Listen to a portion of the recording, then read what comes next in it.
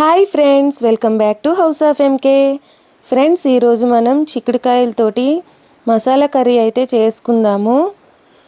ఇంకా ఇది రైస్లోకి కానీ రోటీలోకి కానీ టేస్ట్ అయితే అదిరిపోతుంది. ఇది ఎలా చేయాలో చూపిస్తాను. ఒక్కసారి చూసి ఆ తర్వాత ట్రై చేయండి. మీకు చాలా బాగా నచ్చుతుంది. చాలా త్వరగా కూడా అయిపోతుంది. ఇది మంచి రుచిగా ఉంటుంది. ఇప్పుడు ఇది ఎలా చేయాలో చూద్దాం. ముందుగా వీటికి మసాలా తయారు చేసుకుందాం.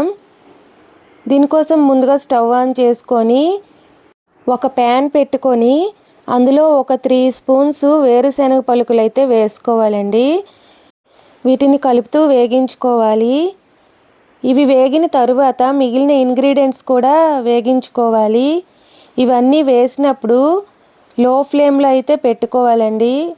అలాగే దీనిలో 4 లవంగాలు, 1 ఇంచు దాల్చిన చెక్క, 2 స్పూన్లు ధనియాలు, 1/2 టీ స్పూన్ జీలకర్ర, చిటికెడు మెంతులు వేసుకోవాలి. నేను ఇందులో అయితే ధనియాలు వేసుకోలేదండి, నా దగ్గర లేవు కాబట్టి. నేనైతే మిక్సీ జార్లో 1 స్పూన్ ధనియా పౌడర్ అయితే వేసుకుంటాను. ఇవన్నీ లో ఫ్లేమ్లో వేగించుకోవాలి. ఇవి వేగిన తరువాత చల్లార్చుకొని మిక్సీ జార్లో అయితే వేసుకోవాలి. ఇక ఇందులో 6-7 వెల్లుల్లి రెమ్మలు, అలాగే ఎండు కొబ్బరి ముక్కలు, అలాగే 1 ఇంచ్ అల్లము చిన్న చిన్న ముక్కలుగా కట్ చేసుకొని అందులో వేసుకోవాలి. పైన చూపించినంత చింతపండు అయితే వేసుకోండి. కొంచెమే వేసుకోవాలండి, మరీ ఎక్కువగా వేసుకోకూడదు. అలాగే ఇందులో 2 స్పూన్స్ కారం అయితే వేసుకోవాలి. దీనికి తగినంత సాల్ట్ కూడా వేసుకోవాలి. అలాగే 1 స్పూన్ ధనియాల పౌడర్ కూడా వేసుకొని వీటంతటినీ మిక్సీ జార్లో గ్రైండ్ చేసుకోవాలి. ఇంకా ఇది గ్రైండ్ చేసుకున్నప్పుడు మనకి పొడిలా వస్తుందండి. ఈ పొడి అనేది మనం ఏవైనా కర్రీస్ ఫ్రై చేసుకున్నప్పుడు ఆ ఫ్రైల్లో కూడా వేసుకుంటే టేస్ట్ అయితే చాలా బాగుంటుంది. దీనికి తగినంత వాటర్ వేసుకొని మెత్తని పేస్ట్ లాగా అయితే చేసుకోవాలి. ఇప్పుడు చూసారా, ఈ విధంగా వీటిని పేస్ట్లా చేసుకోవాలి. ఇది పక్కన పెట్టుకొని ఇప్పుడు స్టవ్ ఆన్ చేసుకొని పైన కుక్కర్ పెట్టుకొని ఇందులో 3 స్పూన్స్ ఆయిల్ వేసుకొని ఈ ఆయిల్ వేడైన తర్వాత దీంట్లో 1/2 స్పూన్ ఆవాలు, 1/2 స్పూన్ జీలకర్ర, అలాగే కరివేపాకు, 1/2 స్పూన్ ఏమో పచ్చిశనగపప్పు వేసుకొని కలుపుకోవాలి. అలాగే దీంట్లో 2 పచ్చిమిర్చి అయితే వేసుకోండి. ఇవి చిటపట్లాడే వరకు వేగించుకొని అవి కొంచెం వేగిన తరువాత దీంట్లో మీడియం సైజు ఉల్లిపాయ ముక్కలు కట్ చేసుకొని అందులో వేసుకోవాలి. ఇదంతా కలుపుకోవాలి.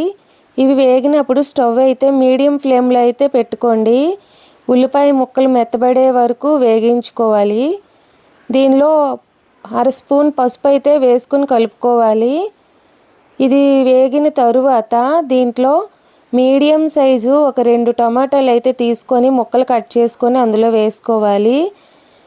దీన్ని కూడా వేగించుకొని దీనిలో మనం ముందుగా చేసి పెట్టుకున్నాం కదా మసాలా పేస్ట్, అదంతా అందులోని వేసేసుకొని కలుపుకోవాలి. ఈ మసాలా పేస్ట్ బాగా వేగేంత వరకు కలుపుకోవాలి.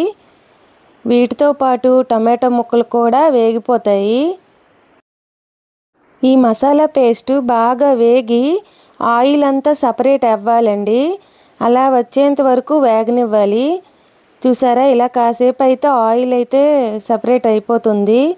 ఇందులో చిక్కుడుకాయలు వేసుకోవాలండి. ఈ చిక్కుడుకాయ ముక్కలన్నింటినీ వేసుకొని ఆ తరువాత ఒకసారి బాగా కలిపేసి వేగించుకోవాలి. కొంచెం పచ్చివాసన పోయే వరకు వేగించుకొని ఇందులోని నీళ్ళైతే వేసుకోవాలి. నేను ఈ కర్రీలోకి 1 గ్లాస్ నీళ్ళైతే వేసానండి. ఇదంతా బాగా కలుపుకొని అవసరం అనుకుంటే ఇంకొంచెం వాటర్ వేసుకోవాలి. ఇప్పుడే ఉప్పు కారం సరిపోలేదు అనుకుంటే చెక్ చేసుకొని ఉప్పు కారం కూడా వేసుకోండి. లాస్ట్లో దీనిలో కొద్దిగా కసూరి మేతి కూడా వేసుకొని కలుపుకోవాలండి.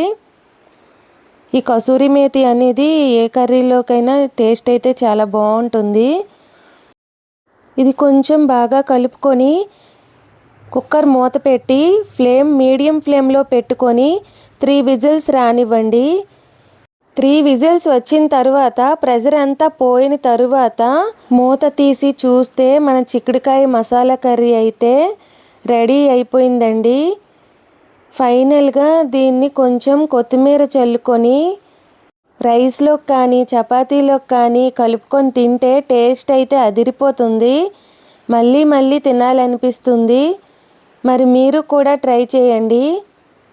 ఈ వీడియో కనుక మీకు నచ్చినట్లయితే ప్లీజ్ లైక్ చేయండి, షేర్ చేయండి, సబ్స్క్రైబ్ చేయండి, కామెంట్ చేయడం మర్చిపోవద్దు. అలాగే లాస్ట్ వరకు చూసిన వాళ్ళు ప్లీజ్ ఒక లైక్ అయితే చేయండి. ఈ లైక్ చేయడం వలన ఈ వీడియో మరికొంతమందికి అయితే రీచ్ అవుతుంది. Thanks for watching. Bye bye.